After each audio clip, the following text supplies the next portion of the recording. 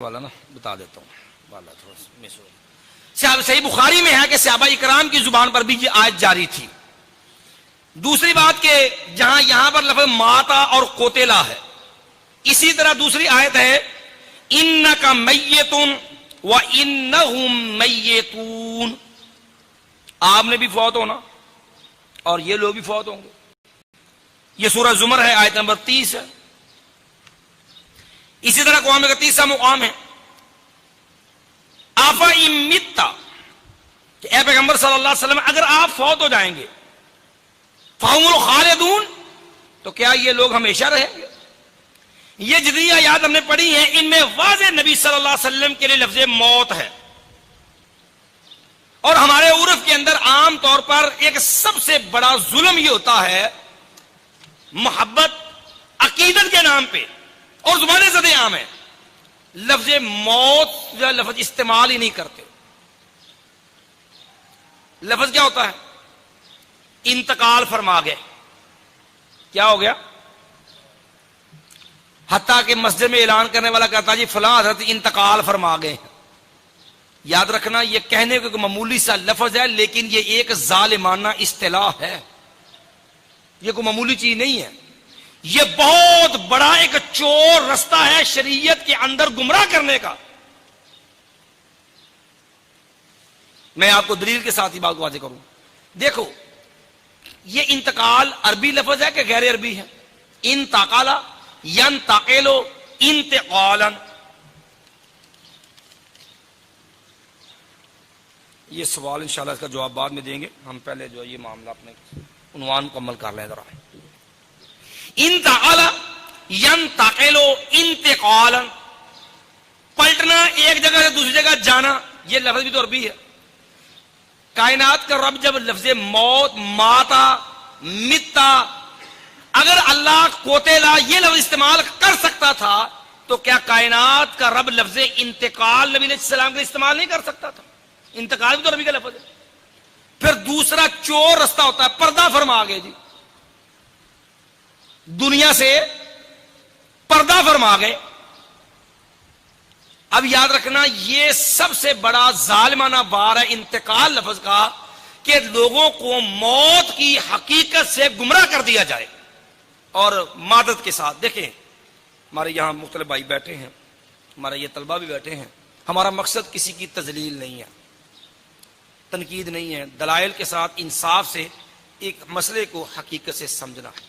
ہمارے ہاں یہ جتنے بھی تبلیغی وہ لوگ ہیں نا، رائیونڈ والے، یہ بیچارے اکثر وہ ہوتی ہے جو حقائق سے نابلد ہوتے، بیچارے عقیدت میں جوش آیا، کسی نے واز کیا، سمجھ آ گئی تو ساتھ دوڑ پڑے. جن بیچاروں کو 6 نمبروں کے بعد دین کا پتہ نہیں ہوتا کہ دین کیا ہے. 6 نمبر کی تبلیغ ہے، ساری زندگی وہی ہوتی ہے، ساری زندگی فضائل، نہ عقائد نہ اعمال، کوئی تبلیغ نہیں، صرف 6 نمبروں کی تبلیغ ہے. اس کے بعد اکرام مسلم آ جائے، نماز آ جائے، یا فضائل کے فضائل آ جائے نماز کے، اور کوئی چیز نہیں ہوتی. اور ان کو جو نصاب دیا گیا ہے اس میں ایسا ایسا ظلم ہے کہ الامام حفیظ. سب سے پہلے یہ واقعہ کیا گیا کہ قوم کے دماغ سے موت کا مفہوم کھرچ دو. اور کیسے کھرچا گیا؟ یہ میرے پاس کتاب ہے فضائل صدقات. دیکھنا اب موت کا مفہوم. یہ بات ہم کیوں کرنے لگے؟ یا ٹھہر جائیے ایک منٹ توجہ سے. سب سے پہلے یہ سمجھنے کی بات ہے جب اللہ کے نبی صلی اللہ علیہ وسلم کے لیے واضح لفظ ماتا، قتلا، آفا امتا، انکا میتون، جب میت، متا، ماتا، قتلا، موت کے واضح الفاظ قرآن نے استعمال کیے ہیں، تو پھر یہ مغالطہ آیا کہاں سے؟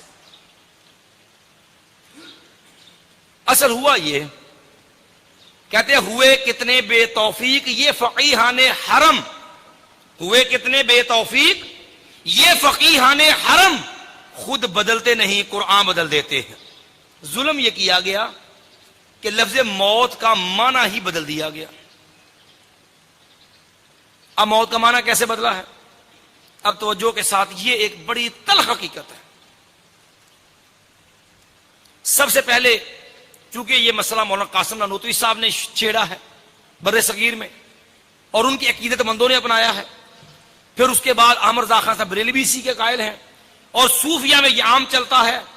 اس بنا پہ ہم موت کا قرآن سے مفہوم بھی بیان کریں گے، موت کا مفہوم رسول اللہ صلی اللہ علیہ وسلم سے بیان کریں گے، موت کا مفہوم اصحاب محمد سے دیں گے، لغت بھی اس کی تائید کرے گی، فقہائے احناف سے دیں گے، بعد میں یہ احباب جو حیات کے قائلین ہیں ان کا مفہوم نقل کریں گے۔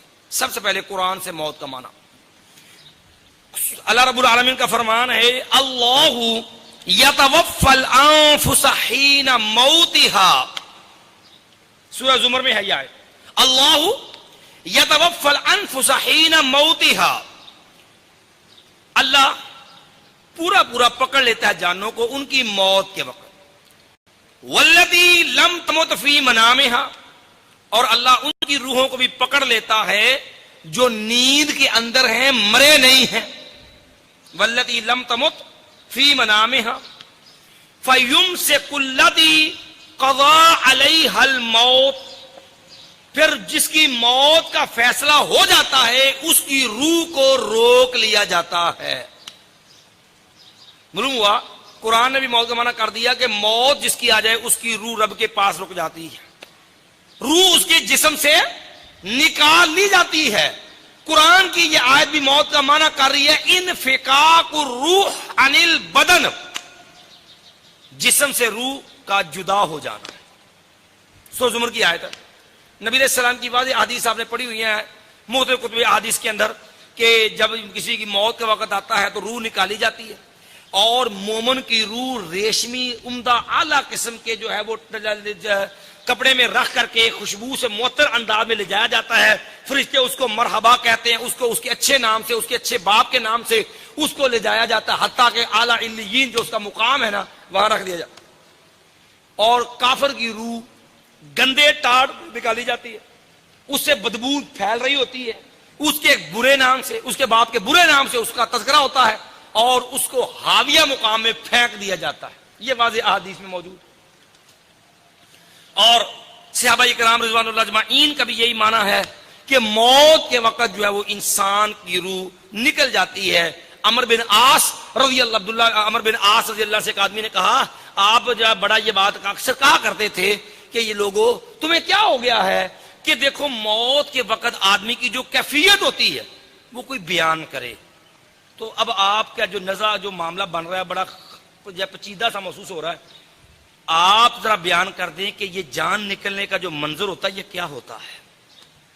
عمر بن عاص رضی اللہ تعالی عنہ عرض کرنے لگے ہیں، کہتے اللہ کی قسم میں یہ حقیقت بیان نہیں کر سکتا ہے، یوں کہہ لیجئے جس طرح روئی جو ہے مشین سے نکالی ہو نا، دھونکی ہوئی، اس کے اندر ایک خاردار جھاڑی یا خاردار کوئی چیز ڈالی ہو اور اس کو روئی میں ڈال کے کھینچا جائے، جو انداز اس خاردار چھڑی کا جو ہے وہ روئی میں ڈال کے نکالنے کا ہے، یہی ایک انسان سے روح کے نکلنے کا منظر ہوتا ہے، بڑا تقلیدی منظر۔ صحابہ بھی یہ سمجھتے کہ موت کا معنی جسم سے روح کا نکل جانا ہوتا ہے، لغت اٹھائیں یہ معنی۔ اگر آپ فقہائے احناف کو لے لیں، اس میں سے علامہ مرغی نانی حنفی معروف حنفی ہیں، ان کی کتاب ہے الہدایہ، فقہ حنفی کے اندر یہ ایک معتبر مستقل کتاب میں شمار ہوتی ہے۔ کتاب الطہارہ کے اندر علامہ مرغی نانی حنفی نے بھی لکھا ہے اذ الموت زوال الحیات، اذ الموت زوال الحیات، کہ موت کہتے ہیں زندگی کے خاتمے کو، اذ الموت زوال الحیات، موت کہتے ہیں زندگی کے خاتمے کو، گویا کہ زندگی اور موت دو متضاد حقیقتیں ہیں۔ اب اس کے بعد آپ آ جائیں کہ جو لوگ حیات النبی کا عقیدہ رکھتے ہیں وہ بھی تو آیتیں پڑھتے ہیں، کیا ان کے سامنے قرآن کی یہ آیات نہیں ہیں؟ کیا ان کے سامنے رسول اللہ صلی اللہ علیہ وسلم کی یہ حدیثیں نہیں ہیں؟ کیا ان کے سامنے اصحاب محمد صلی اللہ علیہ وسلم کی یہ باتیں نہیں ہیں؟ یاد رکھیے قرآن کی آیتیں بھی سامنے ہیں، حدیثیں بھی سامنے ہیں، اصحاب محمد کا نقطہ نظر بھی سامنے ہے، لیکن بات وہی ہے جو میں نے پہلے عرض کی، جو شعر پڑھ کے سنا ہے نا آپ کو کہ ہوئے کتنے بے توفیق یہ فقیہان حرم، خود بدلتے نہیں قرآن بدل دیتے ہیں۔ ظلم یہ کیا گیا کہ موت کے معنی کو ہی بدل دیا گیا، لفظ موت رہے لیکن موت نام کی چیز بھی کوئی نہ رہے۔ لفظ موت ہو لیکن موت کی کوئی حقیقت باقی